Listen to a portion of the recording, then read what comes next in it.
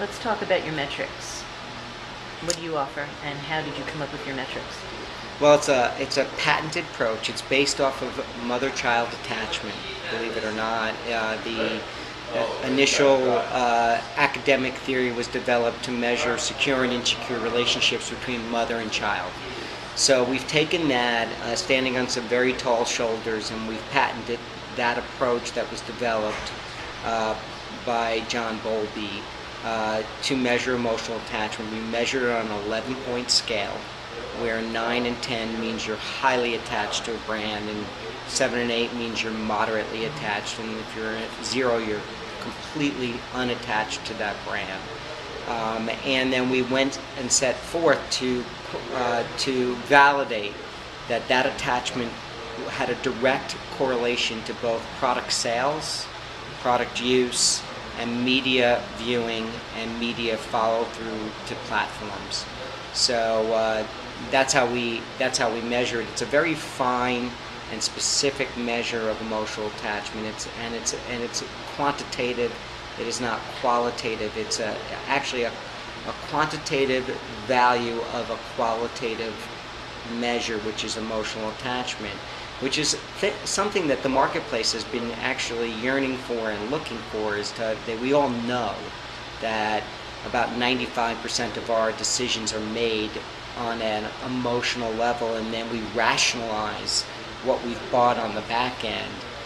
So what we're doing is we're actually quantifying that irrational behavior, which actually ties much stronger to actual purchase behavior and actual media behavior than somebody's left brain stated behavior.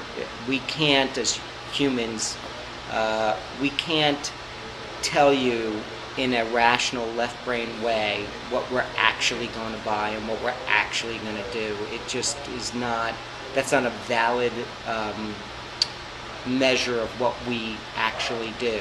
Emotional attachment is much stronger in predicting that type of behavior. So from a research perspective, do you do this through questionnaires? We do it through online studies, which is done against representative samples of the United States. We're actually not a research company, we're an intellectual property company. We own the patented approach to quantify attachment to brands and media and utilize that in a analytical way for clients. So that's the way it's initially done. Sometimes we have syndicated studies that look at over 400 brands and quantify the emotional attachment to those brands across segments. We also link those highly attached to a brand or moderately attached to over 400 media properties, everything down to the program level to 14 different platforms. So that's another approach that we do, and we're now moving into the programmatic buying space, which is we will create seeds of audiences who are highly attached to a particular product, say Pampers, for example, and we will model and scale those audiences and cookie those individuals to be followed online as actual media, as an audience that, a valued audience that a marketer may want to message to. So can you take us through a step-by-step? Let's say a network contacts you, they have some programs in the pilot stage, not on the air yet. What would you do? How would you analyze these programs?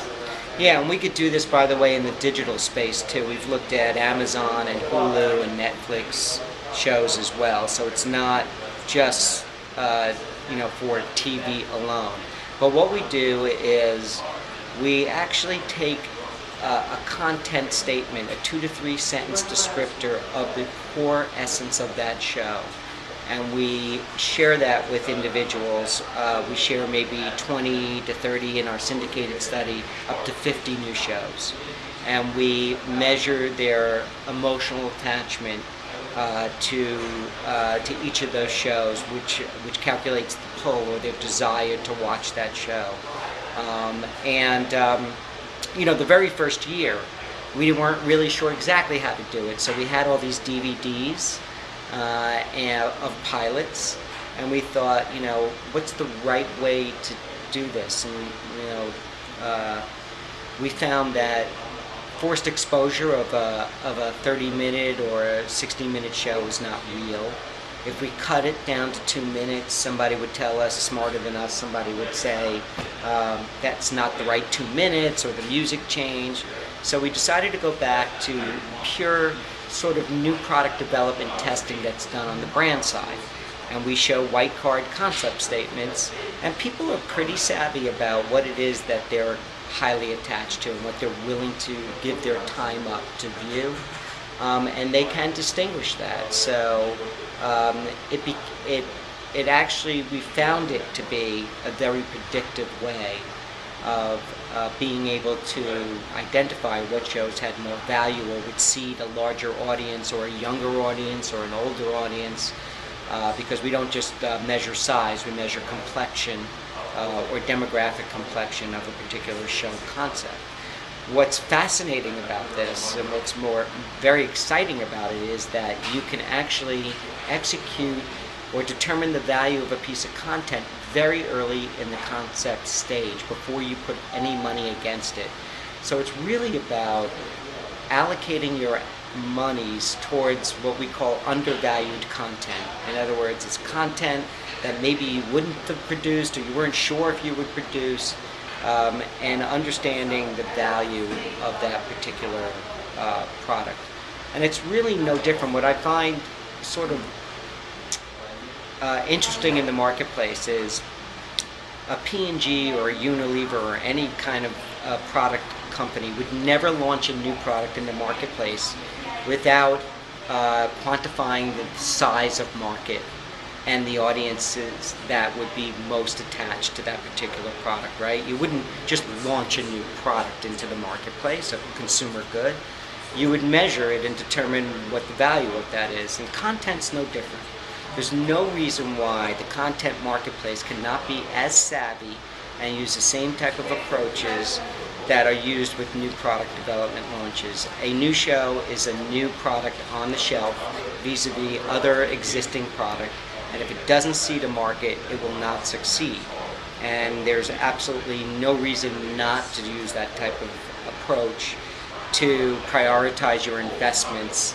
Why would you spend $30 million producing a show that the marketplace at large does not find enough value to watch?